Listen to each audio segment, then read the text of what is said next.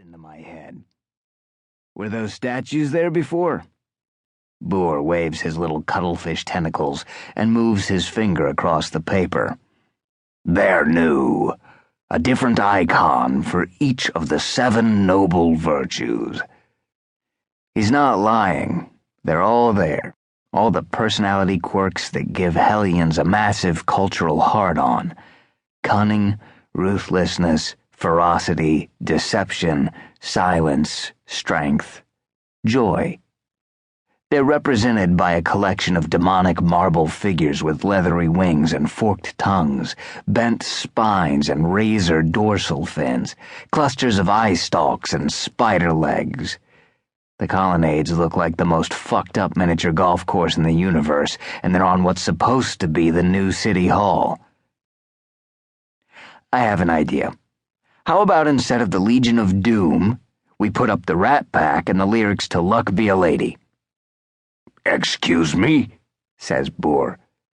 What I mean is, it looks a little fascist. Thank you. That wasn't a compliment. I pushed the blueprints away with the sharpened fingers of my left hand, the ugly prosthetic one on my ugly prosthetic arm. Boer doesn't know how to react. None of them do. There's Boer the builder, Semyaza the general, Abazuth the sorceress, and Marcosius the politician. Old Greek kings used to have councils like this, and since a certain friend hinted I should read up on the Greeks, I have a council too. The last member of the council is Lucifer. That's me. But I'll get to that part later. The 5 of us are the big brains supposedly in charge of hell. Really, we're a bunch of second-rate mechanics trying to keep the wheels from coming off of burning gasoline trucks skidding toward a school bus full of orphans and kittens. The council is staring at me. I've been down here 100 days, and still, any time I say anything but yes or no, they still look at me like I'm a talking giraffe. Hellions just aren't used to humans giving them back talk. That's okay. I can use that. Let them find me a little strange, a little inexplicable. Playing the devil is easier if no one has any idea what you're going to do or say next. They're all still waiting. I let them. We have these meetings every couple of days.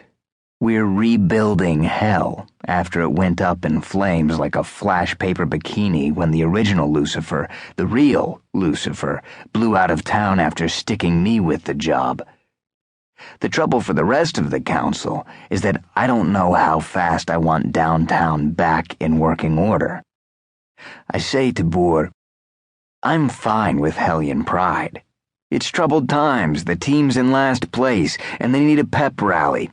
Cool, but I don't want hell's capital looking like we're about to goose step into Poland. Abazuth turns the blueprints around. I still don't know what she looks like. She wears an ivory mask that covers everything but her eyes, and a curtain of gold beads covers them. She says, Boer's designs expand and celebrate many of the classic historical motifs of Hellion design. I like them. Abazuth is into the spiritual side of the rebuild and doesn't usually comment on things like this. I've upset her. Good. I say, this Nazi Disneyland stuff, it's too cheap and easy. It's like something the Kishi would dream up. That's hitting below the belt.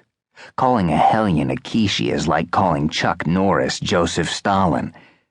Boer looks like he wants to stuff the blueprints down my throat with a road flare. Abazuth and Semyaza look at me like they caught me eating cookies before dinner. Marcosius raises her eyebrows, which is about an inch from her challenging me to a duel at dawn.